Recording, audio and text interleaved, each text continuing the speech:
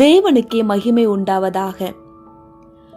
கிறிஸ்துவுக்குள் தேவன் உங்களுக்கு மன்னித்தது போல நீங்களும் ஒருவருக்கொருவர் மன்னியுங்கள். எபேசியர் 4:32 ஏசப்பா நம்ம கிட்ட மன்னிப்பு குறித்து இப்படியாக பேசுறாரு. Welcome to minute ministry. என் பெயர் Saleem. Without further delay, come let's go to video. இன்னைக்கு நாம மன்னிப்பு பத்தி தான் பார்க்க போறோம். மன்னித்தல் என்பது ஒரு மிக பெரிய மாமருந்து. இன்னைக்கு நிறைய குடும்பத்திலையும் சரி, சக மனிதர்கள் கிட்டையும் சரி, தேடியும் காண கிடைக்காத ஒரு அருமருந்தாக மன்னிப்பு மாறி போச்சு. நம்ம ஏசப்பா கிட்ட இருந்த மிக மிக உயரிய குணம் என்ன தெரியுமா? இந்த மன்னிப்பு தான். அதை நம்ம எப்படி தெரிஞ்சுக்கிறோம்?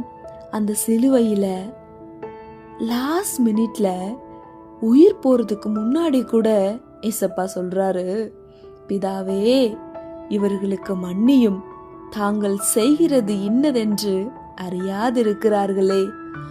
லூக்கா 23:34 இவ்வாறு சொல்லுது. எப்பேற்பட்ட மிக உயரிய குணம் இல்ல. தங்களை சாகடிக்க போறாங்க, ஏசப்பா சாக போறாரு. அந்த லாஸ்ட் மினிட்ல கூட மற்றவங்களுக்காக, அந்த தன்னை துன்பப்படுத்தினவங்களுக்காக அவ்வளோ பரிதாபப்பட்டு பிதா கிட்ட ரொம்ப உருக்கமா அவரு பிரேயர் பண்றாரு. கிறிஸ்துவின் பிள்ளைகளாக இருக்கிற நம்ம கிட்ட கண்டிப்பா கட்டாயமா இருக்க வேண்டிய ஒரு பிரதான குணம் இந்த மன்னிப்பு. இந்த மன்னிப்பு இல்லாததாலதான் ஈகோ அப்படிங்கிற ஒரு பெரிய பெரிய விஷக்கிருமி வளர ஆரம்பிச்சு கொஞ்சம் கொஞ்சமா நம்மையும் நம்ம குடும்பத்தையும் நம்ம சுத்தி இருக்கிறவர்களையும் அடியோடு அழிச்சிருதுங்க.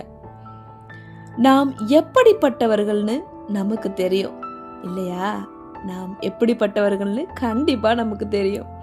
இப்பேற்பட்ட பாவியான நம்மளை நம்ம ஆண்டவர் மன்னிச்சது போல நாம ஏங்க பிறரை மன்னிக்க கூடாது?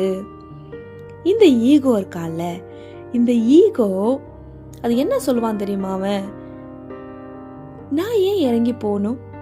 நான் தப்பு பண்ணி இருந்தாலும், நான் தப்பே பண்ணாம இருந்தாலும் நான் இறங்கி போய் பேச மாட்டேன்.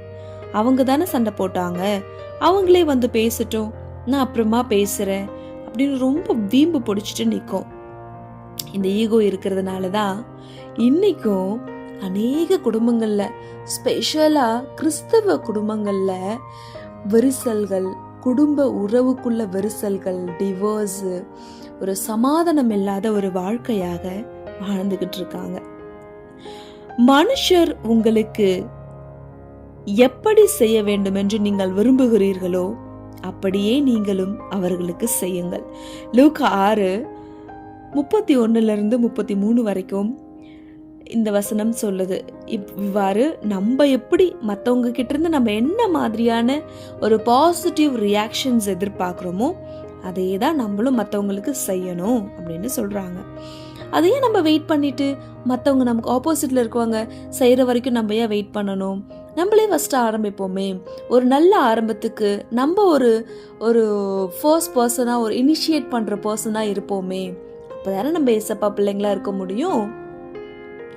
இந்த 2025ல மன்னிப்பும் இல்ல, மனித நேயமும் மிக மிக குறைவா இருக்குங்க. சோ இந்த கடைசி காலத்துல ஆண்டவரின் பிள்ளையாகிய நாம் இந்த உலகத்துக்கு என்னவா இருக்கும்? வெளிச்சமா இருக்கும். நாம் இந்த உலகத்துக்கு உப்பாக இருக்கிறோம்.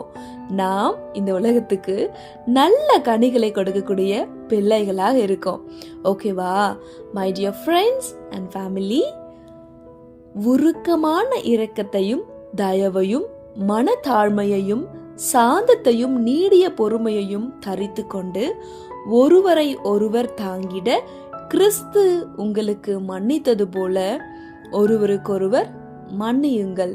கொலோசையர் 3:12-13 வசனங்கள் இவ்வாறு சொல்லுது.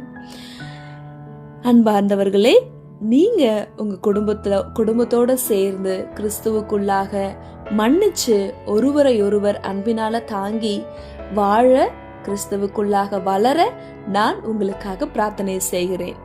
தேவனுக்கே மகிமை உண்டாவதாக. ஆமேன்.